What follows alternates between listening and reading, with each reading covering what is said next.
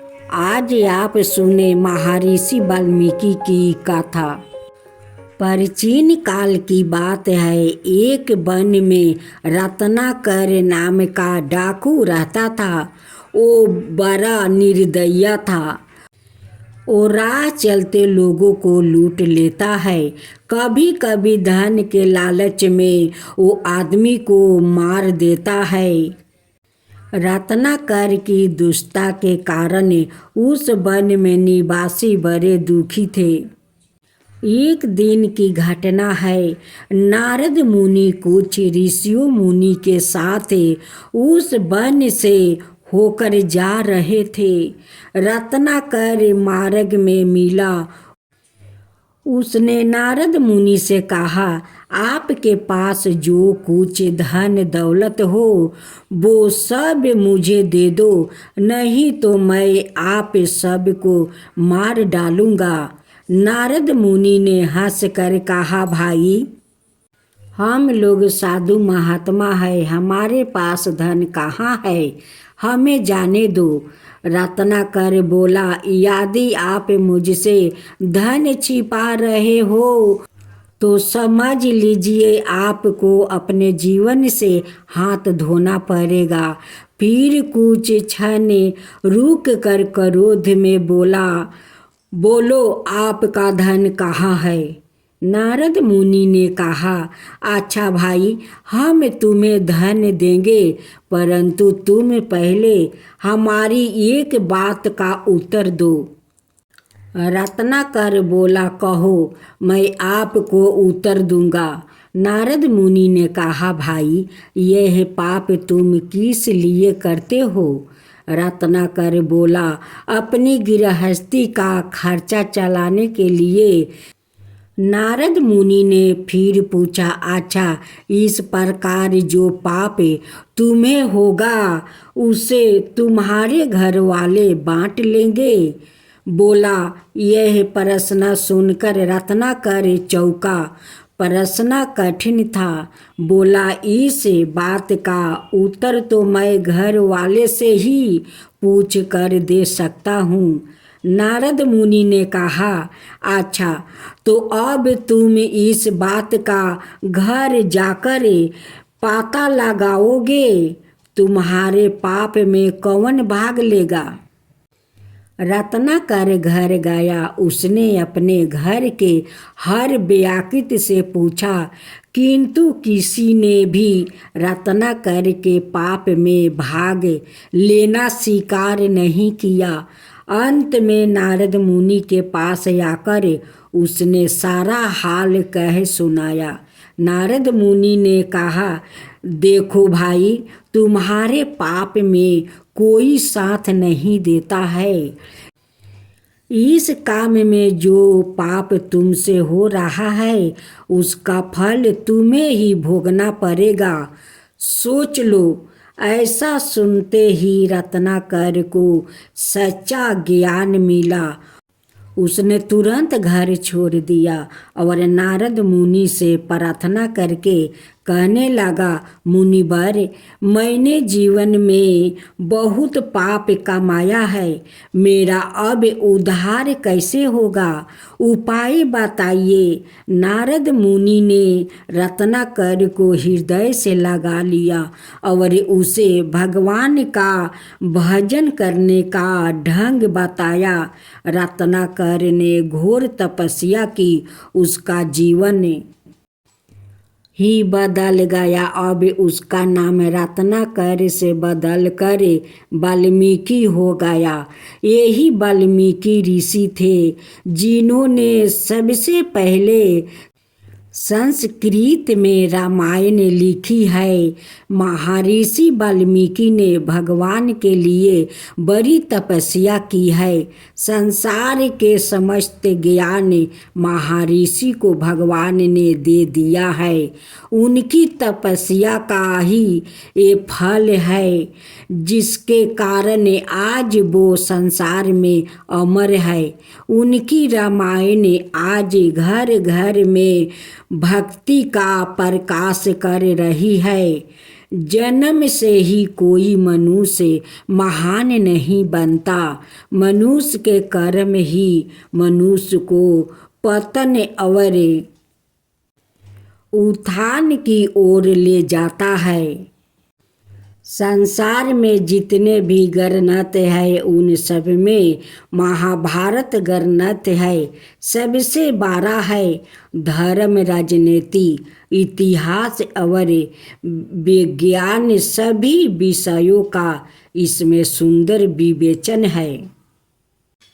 महाभारत के बारे में कहा जाता है कि जो कुछ इस संसार में है वो सब इसमें है, जो इसमें नहीं है वो संसार में नहीं है। इस महान ग्रंथ के बनाने वाले महर्षि व्यास है। महर्षि व्यास का जन्म गंगा के एक द्वापर हुआ था। इनका रंग काला था, इसलिए इनका नाम कृष्णा द्वापर पड़ा। इनके पिता का नाम महर्षि पराशर और माता का नाम सत्यवती था। महर्षि पराशर बड़े ऊंचे कोटि के विद्वान और तपस्वी थे। देश में दूर दूर तक इनका नाम था। बड़े बड़े सम्राट इनका आशीर्वाद पाने को लालायित रहते थे। महर्षि की बुद्धि बड़ी दीर्घ थी। जो बात यह एक बार सुन लेते थे उसे सदा याद रखते थे। हिमालय की गोद में इनकी शिक्षा प्रारंभ हुई थी। अनेक ऋषि मुनियों के आश्रम में जाकर उन्होंने ज्ञान प्राप्ति किया। उस समय वैदिक साहित्य बिखरा पड़ा था। कुछ ऋचाएँ किस ऋषि के पास थी और कुछ ऋचाएँ किसी ऋषि के पास थी। सारी ऋचाएँ एक ऋषि से प्राप्ति नहीं हो सकती थी। महर्षि व्यास ने अनुभव किया कि यदि वैदिक साहित्य की यही दशा देश में रही तो एक दिन सारा साहित्य समाप्त हो जाएगा। यह सोचकर अपने हिमालय से कन्याकुमारी तक और पूर्व से पश्चिम तक संपूर्ण भारत की यात्रा की। बड़े बड़े ऋषि मुनियों से मिले, मंत्र इकट्ठे किए, चर्चाएँ की। कहते हैं 28 बार वेदों के मंत्रों का संकलन व्यास जी ने किया। हर बार कुछ न कुछ कमी रह जाती थी। अंत में घोर परिश्रम करके अपने वेदों को एक रूप दिया जो आज तक हमारे देश में परिलित है। इसी कार्य के कारण इनका नाम वेद व्यास पड़ गया। महर्षि वेद व्यास को कुछ समय बाद मालूम हुआ कि जो काम उन्होंने पूरा किया है उससे साधारण लोगों का भला नहीं होगा। अतः आप संसार के कल्याण के लिए कोई उपाय खोजने लगे। अंत में आपको महाभारत लिखने की प्रेरणा हुई। मनुष्य के रूप को यह जानते थे मनुष्य पाप की ओर ना चला जाए। यह सोचकर उन्होंने महाभारत के रूप में छोटी बड़ी अनेकों कथाएं रच दिया। सब प्रकार के चरित्र का इसमें समावेश कर दिया। अच्छा क्या है, बुरा क्या है इसको भली भांति इन्होंने इसमें समझाया है। प्रसिद्ध गीता इसी महाभारत में है। यह कथा प्रसिद्ध है कि जब वेद व्यास जी महाभारत लिखने बैठे तब उन्होंने एक ऐसा व्याकृत की जरूरत पड़ी जो उनके कहे अनुसार लिखता चले गए। बड़ी खोज के बाद उन्हें गणेश जी मिले। उन्होंने लिखना स्वीकार कर लिया, पर गणेश जी ने एक शर्त राखी, बोलते बोलते आप अटक नहीं तो मैं लिखना बंद कर दूंगा। वेद व्यास जी ने शर्त स्वीकार कर लिया। कार्य शुरू हुआ। श्री गणेश जी और वेद व्यास जी की कृपा का ही फल है जो आज हमें महाभारत जैसा बहुमूल्य अनूप ग्रंथ मिला है। महाभारत में मुख्य कथाओं तो कौरवों और पांडवों की है, पर इसके साथ साथ ही अनेकों और पात्रा है जिनको इन्होंने महाभारत में सजाया है। महाभारत के आधार पर अनेकों कवियों ने उत्तम उत्तम ग्रंथ लिखा है। महाभारत ग्रंथ आज भी अपने ढंग का अनुपम ग्रंथ है।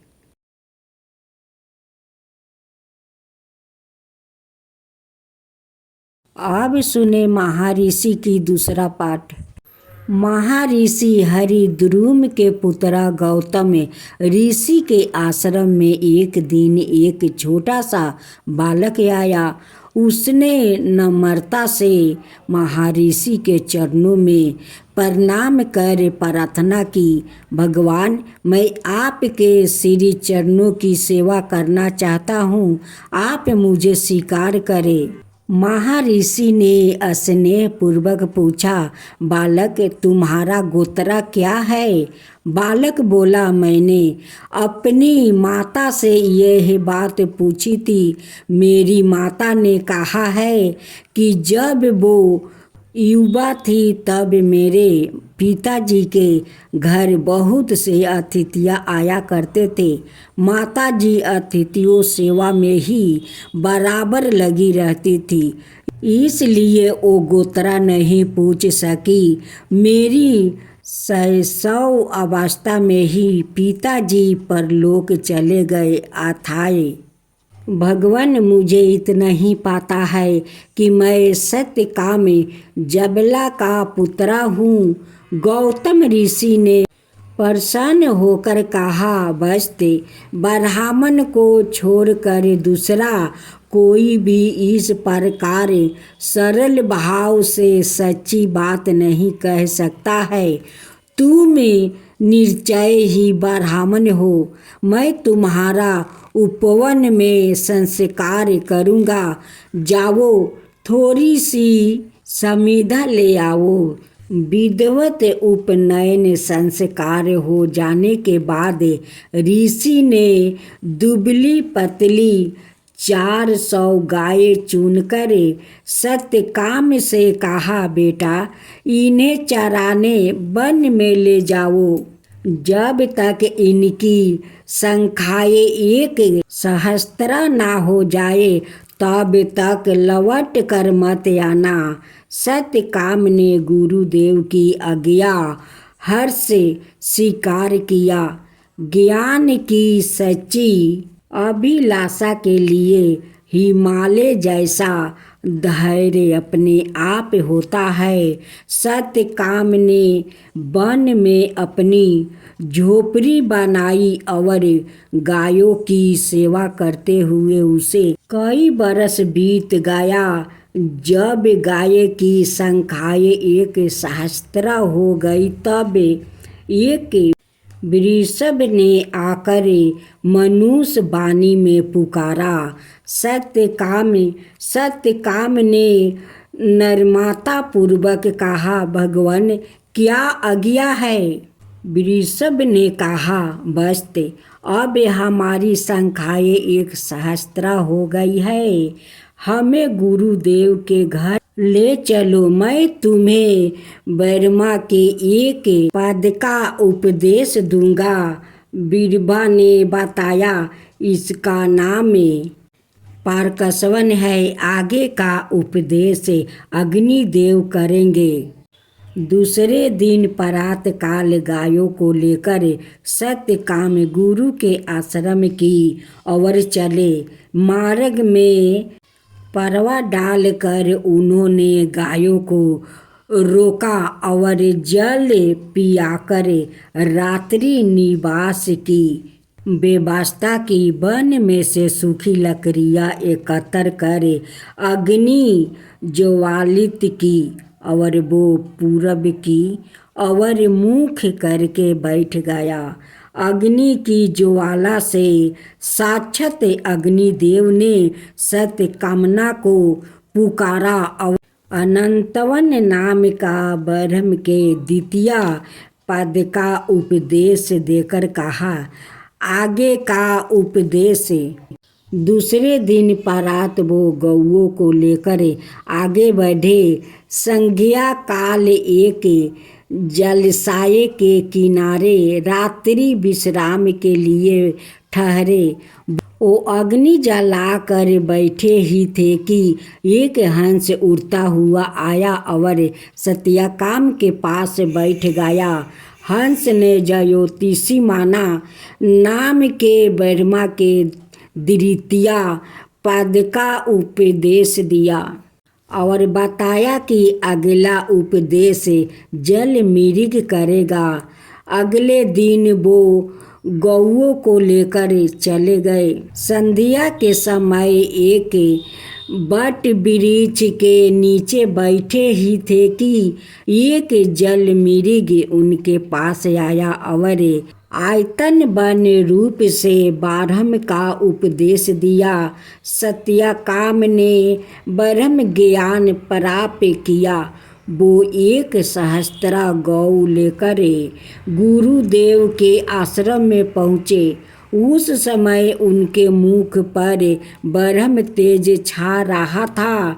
गुरु बोला, बस तुम्हें ब्रह्म ज्ञानी के समान दिखता है, तुझे किसने उपदेश किया है?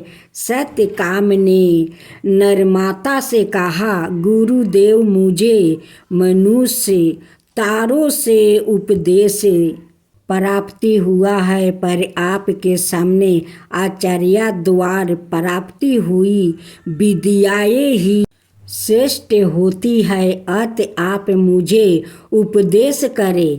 अपने सावा पारायण विनम्रता शिष्यों को ऋषि ने हृदय से लगाया है। आशीर्वाद देते हुए कहा, बस तूने जो कुछ जाना है वो ही ब्रह्मतम है। अब तेरे लिए कुछ भी जानना शेष नहीं है।